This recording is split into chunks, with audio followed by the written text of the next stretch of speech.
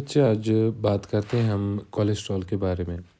तो कोलेस्ट्रॉल जो होता है ये एक्सक्लूसिवली पाया जाता है एनिमल्स में। तो इसीलिए हम कभी कभी इसको एनिमल स्टीरॉल भी कहते हैं। ठीक है। तो कोलेस्ट्रॉल जो होता है ये ज़्यादातर एनिमल्स में पाया जाता है और ये सबसे एबेंडेंट एनिमल स्टीरॉल है। अगर टोटल बॉडी वेट देखा जाए जो कोलेस्ट्रॉल का होता है, तो अगर एक 70 kg बंदा है तो उसमें लगभग 140 ग्राम जो होते हैं वो कोलेस्ट्रॉल के होते हैं। यानी 2 ग्राम पर kg के हिसाब से कोलेस्ट्रॉल बॉडी में पाया जाता है। कोलेस्ट्रॉल की एक सबसे इम्पॉर्टेंट प्रॉपर्टी ये है कि ये एम्फीफैटिक है। एम्फीफैटिक नेचर है इसका। तो एम्फीफैटिक का मतलब है ये हाइड्रोफिलिक भी है और हाइड्रोफोबिक भी है। हाइड्रोफिलिक भी है और ये हाइड्रोफोबिक भी है नेचर में। ठीक है। तो इसीलिए इसको एम्फीफैटिक कहते हैं। तो कोलेस्ट्रॉल जो है ये वाइडली डिस्ट्रीब्यूटेड होता है हमारी सेल्स में और ज़्यादातर ये पाया जाता है जो सेल मेम्ब्रेन्स होती हैं वहाँ पे। अगर इसकी ऑकरेंस देखा जाए तो ऑकरेंस इसकी ज़्यादातर होती है सेल मेम्ब्रेन्स में।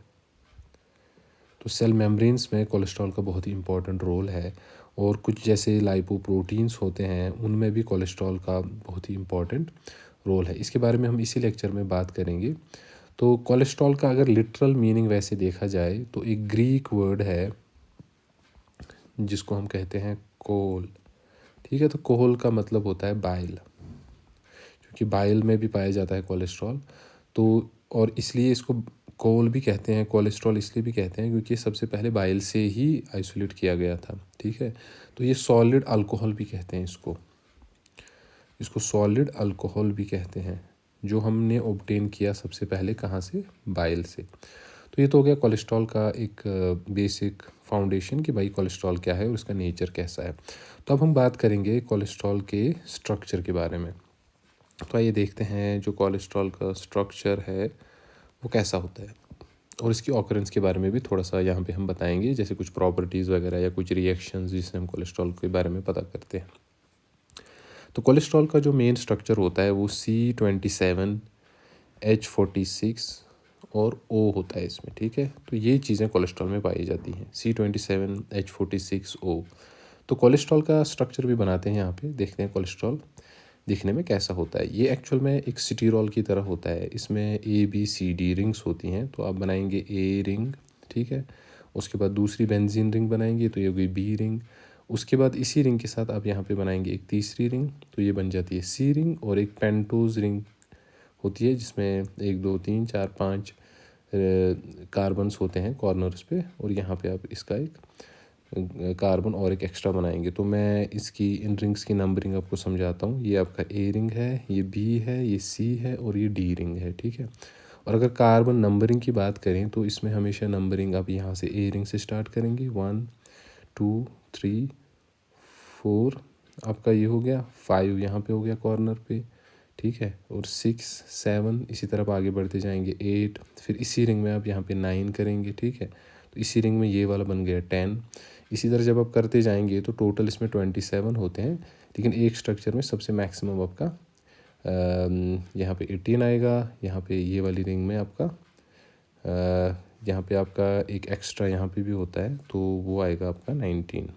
ठीक है। तो ये होता है, ये जो मैंने बनाया ना इसे हम कहते हैं स्टीरॉयड न्यूक्लियस। ठीक है। तो ये स्टीरॉयड न्यूक्लियस जो है यही पाया जाता है कोलेस्ट्रॉल में। तो चूँकि कोलेस्ट्रॉल में हमने दिखाई कि भाई इसमें 27 कार्बन होते हैं और यहाँ पे मैंने खाली दिखाए 19 कार्बन्स। ठीक है। तो ये 19 कार्बन्स का जो रिंग है इसको आप कहेंगे स्टीरॉयड न्यूक्लियस। और यही स्टीरॉयड न्यूक्लियस जो है ये फाउंडेशन बनाता है आपके कोलेस्ट्रॉल की। तो अब कोलेस्ट्रॉल का स्ट्रक्चर बनाते हैं। ये स्टीरॉयड रिंग आपने बनाई तो अब हम देखते हैं कोलेस्ट्रॉल। तो कोलेस्ट्रॉल में पहले हम यही स्टीरॉयड रिंग बनाएंगे। तो ये आपकी स्टीरॉयड रिंग है A, ये हो गया आपका B, ये है C रिंग। ठीक है। और ये है आपका D रिंग। ठीक है। लेकिन इस D रिंग में एक्स्ट्रा कुछ चीज़ें होती हैं। ठीक है। तो वो एक्स्ट्रा चीज़ें मैं आपको दिखाता हूँ यहाँ पे। थोड़ा सा इसको नीचे करते हैं। तो एक्स्ट्रा रिंग्स जो इसमें होती हैं वो आप यहाँ पे करेंगे, एक ऐसे रिंग बनाएंगे। ठीक है। एक हाफ बेंजीन रिंग बनानी है, ऐसे हाफ बेंजीन रिंग बनानी है और फिर उसमें आपको ऐसे दिखाना है। तो ये स्ट्रक्चर जो है, इसमें फाउंडेशन जो बेसिक है वो स्टीरॉयड न्यूक्लियस की है और बाकी जो हमने एक्स्ट्रा रीजन बनाया तो वो कोलेस्ट्रॉल बनाएगा। अब इसमें यहाँ पे आपके पास हाइड्रोक्सिल ग्रुप भी होता है। तो ये है आपका कोलेस्टेरॉल। तो ये कोलेस्ट्रॉल में नंबरिंग आपको मैंने पहले ही दिखाई, तो यहाँ पे फिर से हम नंबरिंग देखते हैं। पहले हम रिंग्स देखते हैं। ये आपका ABCD रिंग होती है इसमें। ये ई वाला सेक्शन जो है, यहाँ पे ये कॉर्नर वाला रीजन जो है, ये कनेक्टेड नहीं होता है बेंजीन रिंग, ठीक है। तो ये हाफ ओपन होती है ये स्ट्रक्चर। इसकी नंबरिंग बिल्कुल वैसी ही होगी जैसे हमने ऊपर की एग्जैक्टली। और इसमें टोटल आपके आएंगे 27 कार्बन, ठीक है। जैसे ये 26 कार्बन, ये 27 है, ये आपका 25 है, ये 24, ये 23, ये 22, ठीक है। और ये आपका 20 है, ये 21 है, और ये 18 जैसे लास्ट वाले में दिखाया स्टीरॉयड न्यूक्लियस में। तो ये जनरल स्ट्रक्चर है, ये आपको बस याद रखना है। तो अब कोलेस्ट्रॉल में एक इम्पॉर्टेंट चीज़ जो आपको याद रखनी है वो ये है कि इसमें 5th और 6th कार्बन जो होता है, तो ये वाला 5th है और ये वाला 6th कार्बन है। तो यहाँ पे इसमें एक डबल बॉन्ड होता है, यानी जो कार्बन 5th होता है, ये इंपॉर्टेंट पॉइंट है तो इसको हम नोट करते हैं। जो कार्बन 5 होता है और जो कार्बन 6 होता है, इन दो के बीच में कोलेस्ट्रॉल में होता है एक डबल बॉन्ड, ठीक है। और इसमें एक हाइड्रोक्सिल ग्रुप भी होता है जो कार्बन 3 पे होता है। कार्बन 3 पे एक OH ग्रुप होता है। तो ये दो चीज़ें आपको कोलेस्ट्रॉल के बारे में इम्पॉर्टेंटली याद रखनी है। और एक चीज़, एक्स्ट्रा चीज़ इसके बारे में हम ये बताएंगे कि भाई इसमें होते हैं मीथाइल ग्रुप्स, यानी CH3 या CH2 ग्रुप्स होते हैं। और ये इसमें कुल मिला के होते हैं 5 मीथाइल ग्रुप्स होते हैं इसमें, 5 मीथाइल ग्रुप्स होते हैं। और चूंकि हमने एक प्रॉपर्टी ऊपर ही इस लेक्चर में पढ़ी जहाँ पे मैंने बताया कि भाई कोलेस्ट्रॉल जो होता है ये एम्फीफैटिक होता है, ठीक है। तो ये एम्फीफैटिक नेचर जो है, इसमें दोनों चीज़ें होती हैं। ये हाइड्रोफोबिक भी होता है, हाइड्रोफिलिक भी होता है। क्योंकि कोलेस्ट्रॉल जो है ये स्ट्रांगली एम्फीफैटिक नहीं है, ये वीकली होता है, यानी थोड़ा बहुत होता है। लेकिन ये वीकली एम्फीफैटिक नेचर जो है, ये हाइड्रोक्सिल ग्रुप जो हमने बनाया यही इसको देता है। तो ये जो हाइड्रोक्सिल ग्रुप हमने बताया यही देता है कोलेस्ट्रॉल को एम्फीफैटिक नेचर। एम्फीफैटिक नेचर जो है वो इसी हाइड्रोक्सिल ग्रुप की वजह से कोलेस्ट्रॉल में होता है, ठीक है। तो कोलेस्ट्रॉल जो है, कोलेस्ट्रॉल कभी कभी फैटी एसिड्स के साथ भी कॉम्बाइन होता है। तो अगर फैटी एसिड और कोलेस्ट्रॉल आपस में कॉम्बाइन हो गए, ठीक है, तो तब बनते हैं कोलेस्टेराइल ईस्टर्स। उनको हम कहते हैं कोलेस्टेराइल ईस्टर्स, ठीक है। और ये कोलेस्टेराइल ईस्टर्स जो है ये बनते हैं ईस्टरफिकेशन ऑफ जो कोलेस्ट्रॉल है। और ये ईस्टरफिकेशन कहाँ पे होती है? ये इसी OH ग्रुप पे होती है जो कार्बन 3 पे होता है। तो अगर आपको एग्जाम में कभी आता है कि भाई ईस्टरफिकेशन कहाँ पे होती है कोलेस्ट्रॉल में, तो वो कार्बन 3 पे होती है, क्योंकि वहाँ पे हाइड्रोक्सिल ग्रुप होता है। तो अब इसकी कुछ प्रॉपर्टीज़ के बारे में बताएंगे। एक तो हमने एम्फीफैटिक नेचर इसका बताया ही, लेकिन अगर आप वैसे क्रिस्टलाइन फॉर्म में कोलेस्ट्रॉल को देखेंगे तो ये क्रिस्टलाइन फॉर्म में जो कोलेस्ट्रॉल होता है ये येलोविश होता है, ठीक है, येलोविश कलर होता है इसका। और जब आप माइक्रोस्कोप के नीचे देखेंगे तो कोलेस्ट्रॉल के जो स्ट्रक्चर्स हैं वो एक नॉचड शेप में दिखते हैं ऐसे, ठीक है। तो ऐसे नॉचड शेप में आपको दिखेंगे कोलेस्ट्रॉल के जो क्रिस्टलाइन जो अपीयरेंस होती है वो बिल्कुल इसी नॉचड शेप में होती है। और अगर वाटर में देखा जाए तो वाटर में ये इनसॉल्युबल होता है, तो ये इनसॉल्युबल होता है वाटर में, ठीक है। लेकिन जो ऑर्गेनिक सॉल्वेंट्स होते हैं, ऑर्गेनिक सॉल्वेंट्स हैं, ऑर्गेनिक सॉल्वेंट्स में आपके पास आता है जैसे अल्कोहल है या बेंजीन है या क्लोरोफॉर्म है, तो इन सब में ये सॉल्युबल होता है, ठीक है। इन सब में ये सॉल्युबल है आपका कोलेस्ट्रॉल। अगर लैब में आपको कोलेस्ट्रॉल के बारे में देखना है कि भाई कोलेस्ट्रॉल है कि नहीं है, तो कुछ रिएक्शंस होती हैं जिनसे हम पता करते हैं, जिसको हम कहते हैं क्वांटिटेटिव एंड क्वालिटेटिव आइडेंटिफिकेशन। तो क्वालिटेटिव और क्वांटिटेटिव आइडेंटिफिकेशन अगर आपको कोलेस्ट्रॉल का जो है करना है, तो कुछ रिएक्शंस हैं, उनके नाम हम खाली यहाँ पे मेंशन करेंगे। एक है सैल्कोविस्कीज़, ठीक है, सैल्कोविस्कीज़ मेथड होता है एक, ठीक है, या टेस्ट कहिए आप, इससे हम कोलेस्ट्रॉल के बारे में पता कर सकते हैं। एक दूसरा टेस्ट है जिसको हम कहते हैं लीबरमैन टेस्ट, लीबरमैन टेस्ट, उससे भी कोलेस्ट्रॉल के बारे में पता करते हैं। कभी कभी हम इसको लीबरमैन बूचनार्ड जो है रिएक्शन भी कहते हैं। और एक जो टेस्ट है उससे कहते हैं ज़ाक्स टेस्ट, ठीक है। तो इन 3 टेस्ट्स की मदद से हम कोलेस्ट्रॉल के बारे में लैब में पता कर सकते हैं। अब आते हैं सबसे इम्पॉर्टेंट चीज़ पे, जो है कोलेस्ट्रॉल की बायोसिंथेसिस। तो कोलेस्ट्रॉल की बायोसिंथेसिस के बारे में बात करेंगे। अब जो एडल्ट्स होते हैं उनमें लगभग 1 ग्राम जो कोलेस्ट्रॉल होता है ये पर डे सिंथेसाइज होता है, पर डे सिंथेसाइज्ड। तो एक दिन में एडल्ट्स में लगभग 1 ग्राम कोलेस्ट्रॉल जो होता है वो सिंथेसाइज होता है। बॉडी में जितने भी टिश्यूज़ होते हैं वो सारे टिश्यूज़ जो हैं कोलेस्ट्रॉल बायोसिंथेसिस में कंट्रीब्यूट करते हैं, लेकिन सबसे मैक्सिमम कंट्रीब्यूशन जो होता है, ठीक है, मैक्स कंट्रीब्यूशन जो होता है कोलेस्ट्रॉल बायोसिंथेसिस में वो होता है लीवर का, ठीक है। तो लीवर जो है ये मैक्सिमम कंट्रीब्यूशन करता है, और वो कंट्रीब्यूशन कितना है आपका 50% के आसपास है। और इसी तरह जैसे इंटेस्टाइन है, तो इंटेस्टाइन भी लगभग 15% कोलेस्ट्रॉल बायोसिंथेसिस में पार्टिसिपेट करता है। और बाकी सारे ऑर्गन्स भी जैसे स्किन है, एड्रेनल कॉर्टेक्स है, प्रोडक्टिव टिश्यूज़ वगैरह है, वो भी बायोसिंथेसिस कोलेस्ट्रॉल की करते हैं। और कोलेस्ट्रॉल बायोसिंथेसिस की जो एंजाइम्स हैं, जो एंजाइम्स इसकी सिंथेसिस में लगते हैं, वो ज़्यादातर पाए जाते हैं साइटोसोल में, ठीक है। और एक होता है इसे कहते हैं माइक्रोसोम, तो माइक्रोसोमल फ्रैक्शन में इसके जो एंजाइम्स हैं वो पाए जाते हैं कोलेस्ट्रॉल बायोसिंथेसिस के, ठीक है। और इसके जो सारे कार्बन ऑलमोस्ट होते हैं, जो भी 27 कार्बन्स होते हैं ना कोलेस्ट्रॉल में, जो हमने पहले दिखाए 27 कार्बन्स होते हैं, ये सारे लगभग जो है ये आते हैं एसिटाइल कोएंजाइम ए से। तो इन सारे कार्बन्स का सोर्स जो है वो एसिटाइल कोएंजाइम ए है।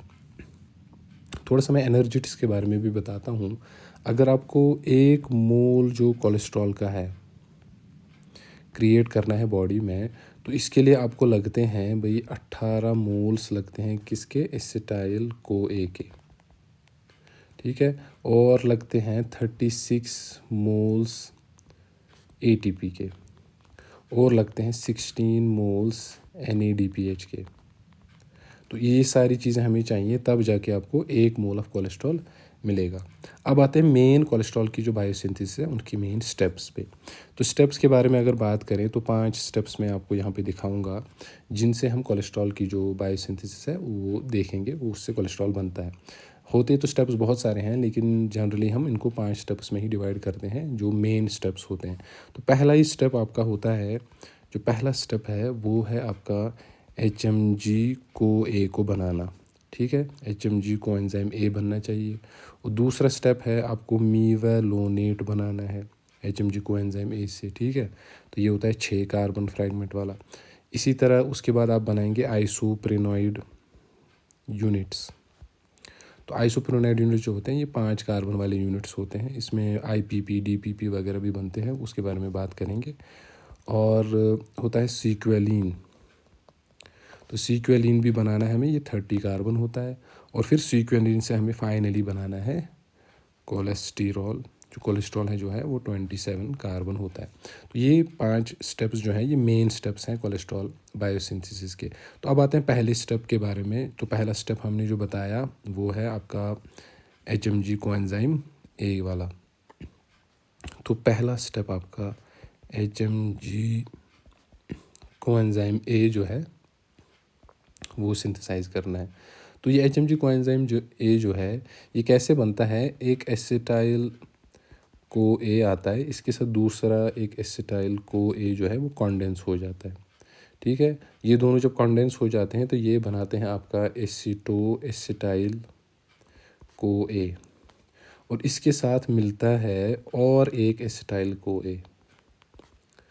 क्योंकि स्टार्ट ही एसिटाइल को ए से होता है, तो सारे कार्बन्स भी कोलेस्ट्रॉल के इसी एसिटाइल को ए से आते हैं। तो कुल मिला के पहली रिएक्शन में 1 2 3 एसिटाइल को ए मिलते हैं, और तब जाके वो बनाते हैं HMG कोएंजाइम ए, ठीक है। ये हाइड्रोक्सी मिथाइल ग्लूटाराइल कहते हैं इसे, हाइड्रोक्सी मिथाइल ग्लूटाराइल कोएंजाइम ए। तो जब आपका ये HMG कोएंजाइम ए बना, तो उसके बाद दूसरे स्टेप में आप क्या करेंगे, दूसरे स्टेप में आपको बनाना है इस HMG कोएंजाइम ए से मीवेलोनेट, जो कि 6 कार्बन वाला होता है। तो अब हम बनाएंगे मीवेलोनेट। तो मीवेलोनेट कैसे बनता है भाई, मीवेलोनेट जो है HMG कोएंजाइम ए रिडक्टेज आता है। HMG को ए रिडक्टेज एक एंजाइम है। तो ये HMG कोएंजाइम रिडक्टेज जो है ये क्या करता है, ये एंडोप्लाज्मिक रेटिक्यूलम में प्रेजेंट होता है। तो ये इस HMG कोएंजाइम ए को कन्वर्ट करता है मीवेलोनेट में। तो आपका मीवेलोनेट बन गया। तो जब मीवेलोनेट बन गया तो अब इसके बाद हमारा थर्ड स्टेप है। तो थर्ड स्टेप में हमने बताया कि भाई हमें बनाना है आइसोप्रेनॉइड यूनिट्स। मैं इनको अलग अलग कलर्स में दिखा रहा हूँ ताकि ईजी हो जाए। आइसोप्रेनॉइड यूनिट्स, तो आइसोप्रेनॉइड यूनिट्स इसी मीवेलोनेट से बनेंगे। तो अब मीवेलोनेट से हम बनाएंगे आइसोप्रेनॉइड यूनिट्स। ये आपका मीवेलोनेट है। अब बनाइए भाई यहाँ से आइसोप्रेनॉइड यूनिट्स। तो आइसोप्रेनॉइड यूनिट्स बेसिकली क्या है, ये 3 स्टेप रिएक्शन होती है जिसमें मीवेलोनेट बहुत सारे इंटरमीडिएटरी कंपाउंड्स में कन्वर्ट होता है और फाइनली बनाता है आपका IPP कहते हैं उसे, ठीक है। बहुत सारे बनते हैं, IPP DPP बनता है। तो आप देखिए, आप यहाँ पे लिखिए IPP बनता है एंड DPP बनता है, ठीक है। ये आइसोपेंटेनाइल पायरोफॉस्फेट होता है, ये पायरोफॉस्फेट है, आइसोपेंटेनाइल पायरोफॉस्फेट और डाइमीथाइल एलाइल पायरोफॉस्फेट। तो इसे यहाँ पे मैं लिखता हूँ, ये आइसोपेंटेनाइल पायरोफॉस्फेट है, ठीक है। और DPP क्या है, ये भी पायरोफॉस्फेट है लेकिन ये डाइमीथाइल एलाइल पायरोफॉस्फेट है, ठीक है। तो ये जो IPP होता है और ये जो DPP होता है, ये 5 कार्बन यूनिट्स होते हैं। इनमें 5 कार्बन होते हैं, आइसोपेंटेनाइल पायरोफॉस्फेट में भी और डाई मिथाइल एलाइल पायरोफॉस्फेट में भी 5 कार्बन्स होते हैं। तो अब इन्हीं 2 से फिर बनेगा बाद में हमारा सीक्वेलिन। तो वो आपकी चौथी रिएक्शन हो जाएगी। तो चौथी रिएक्शन आपकी क्या है, चौथी रिएक्शन है आपकी जो भाई आपको बनाना है सीक्वेलिन। तो सीक्वेलिन इन्हीं आइसोप्रेनॉइड यूनिट से बनेगा। तो सीक्वेलिन क्या होता है, ये IPP और DPP यूनिट्स जो 5 कार्बन यूनिट्स बने, ये आपस में हो जाते हैं कॉन्डेंस। तो जब ये कॉन्डेंस हो जाएंगे तो कॉन्डेंसेशन से क्या बनाएंगे, ये 10 कार्बन यूनिट बनाएंगे, ठीक है। और उस 10 कार्बन यूनिट को हम कहते हैं GPP। तो GPP क्या होता है, GPP होता है आपका गिरेनाइल पायरोफॉस्फेट। तो गिरेनाइल पायरोफॉस्फेट बनेगा और ये होता है 10 कार्बन यूनिट, यानी 5 कार्बन वाले यूनिट्स मिले और बनाया इन्होंने GPP। और ये GPP जो है फिर इससे भी बन सकता है, उसको हम कहते हैं FPP, ठीक है। तो FPP क्या होता है, ये होता है फार्निसाइल पायरोफॉस्फेट।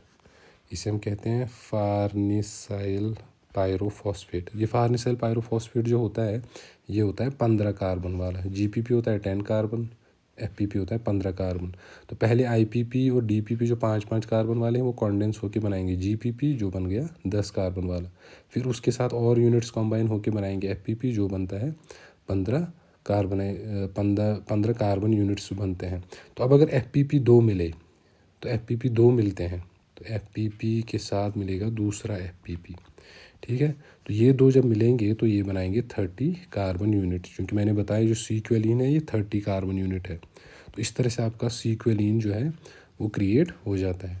तो यहाँ पे बना हमारा FPP और FPP जब मिलता है तो वो बनाते हैं सीक्वेलिन। इसके बीच में बहुत सारी रिएक्शंस होती है, क्योंकि ये बहुत कॉम्प्लेक्स हो जाता है तो उस वजह से हमने इसको सिंप्लीफाई करने के लिए यहाँ पे अलग अलग यूनिट्स में दिखा है। तो फाइनली आपका सीक्वेलिन ही बनेगा जो कि 30 कार्बन्स का होता है। तो अब आपको सीक्वेलिन से सीधा बनाना है कोलेस्ट्रॉल, जो कि बहुत ज़्यादा रिएक्शंस, जैसे 19 रिएक्शंस में ये कन्वर्जन होता है। तो हम 19 रिएक्शंस तो यहाँ पे नहीं दिखाएंगे, लेकिन हम दिखाएंगे जो 5वां स्टेप है। तो 5वां स्टेप आपका है कि भाई आपको इस सीक्वेलिन से बनाना है कोलेस्ट्रॉल। तो हम क्या करेंगे, 5वें स्टेप में जो है कोलेस्टेरॉल बनेगा। तो सीक्वेलिन से बनेगा कोलेस्टेरॉल, ठीक है। और ये होती है यहाँ पे लगभग 19 रिएक्शंस। तो सारी रिएक्शंस आपको नहीं दिखानी है, लेकिन आपको ये बताना है कि सीक्वेलिन से कोलेस्ट्रॉल बन रहा है और उसमें होते हैं 27 कार्बन्स, ठीक है। इससे पहले भी कुछ पेनल्टीमेट प्रोडक्ट्स बनते हैं, जैसे डिहाइड्रो कोलेस्ट्रॉल बनता है जो विटामिन D वगैरह में हमें जो विटामिन डी सिंथेसिस वगैरह होती है उसमें काम आता है, लेकिन वो हम विटामिन डी सिंथेसिस जब हम लेक्चर उसके बारे में बनाएंगे तो वहाँ पे पढ़ेंगे। तो इस तरह हमने देखा कि भाई जो कोलेस्ट्रॉल है वो बायोसिंथेसाइज हमारी बॉडी में हो गया, और फिर यही कोलेस्ट्रॉल बहुत सारे प्रोसेसेस में आपको यूज़ होता है। तो मेन जो रिएक्शंस हमने दिखाई वो क्या है आपका, जो है HMG कोएंजाइम ए बना, फिर मेवालोनेट बना, फिर आइसोप्रोनाइड यूनिट्स बने, फिर सीक्वेलिन बना, फिर कोलेस्ट्रॉल फाइनली आपका सिंथेसाइज हो गया। मिलते हैं हमारे अगले लेक्चर में। हमारी वीडियोज़ को लाइक और शेयर ज़रूर करें। Thank you.